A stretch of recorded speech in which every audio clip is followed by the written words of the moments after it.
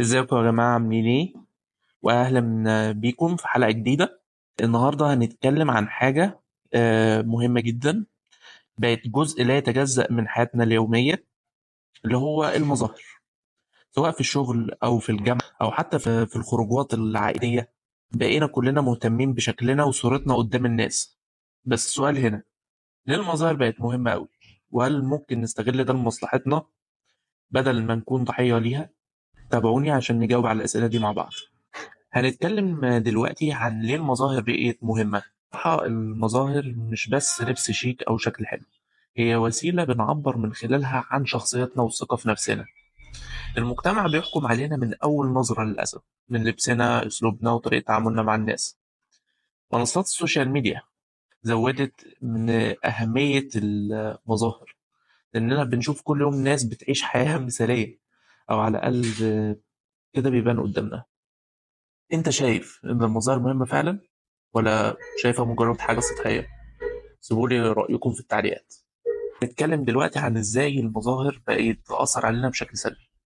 للأسف لما بنركز زيادة على المظاهر بنلاقي نفسنا بندخل في سباق ملوش نهاية، سواء في اللبس، العربيات، أو حتى الصور اللي بننزلها على السوشيال ميديا. ممكن الموضوع كمان يتحول لضغط نفسي، زي إنك تحس إنك أقل من غيرك، أو إنك لازم تصرف كتير عشان تبقى على نفس المستوى. كمان المظاهر ساعات بتبعدنا عن الحقيقة، بنركز على الشكل وننسى الجوهر. طب ازاي نستغل المظاهر بشكل ايجابي؟ لو المظاهر جزء من حياتنا، طب ما نخليها في صالحنا. نهتم بمظهرنا عشان نفسنا مش عشان الناس. خلي بالك ان اللبس الشيك والنظافة، نظافتك الشخصية بيعكسوا ثقتك في نفسك.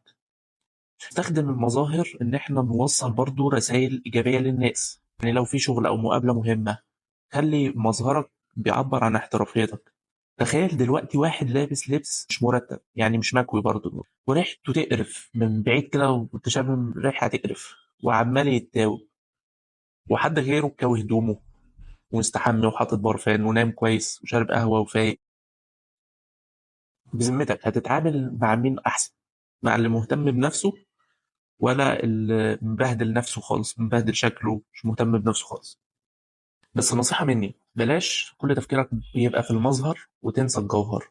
ما يبقاش شكلك زي الفل من بره ومخك فاضي، مفيكش لا ثقافة ولا معلومات. خلي يبقى في توازن في حياتك بين اهتمامك بشكلك واهتمامك برضو ان انت مخك يوزن بلد زي ما بيقولوا.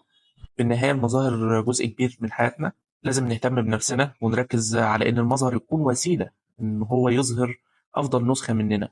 بس بلاش ننسى أهمية الجوهر وأهمية التفكير برضو. يا ريت لو عجبكم الموضوع ما تنسوش تعملوا لايك وشير، وتسيبوا رأيكم في التعليقات وتجاربكم مع فكرة المظاهر. أشوفكم على خير في الحلقة الجاية. مع السلامة.